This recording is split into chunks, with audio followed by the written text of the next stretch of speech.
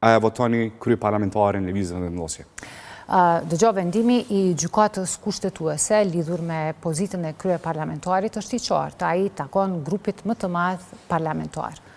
Partia Demokratike e Kosovës në të kaluarën, do të thonë në legjislacionin e kaluar, nuk e ka votuar kryetarin e lëvizjes, kandidatin e lëvizjes vetëvendosje, mirë po as nuk e ka bllokuar seancën.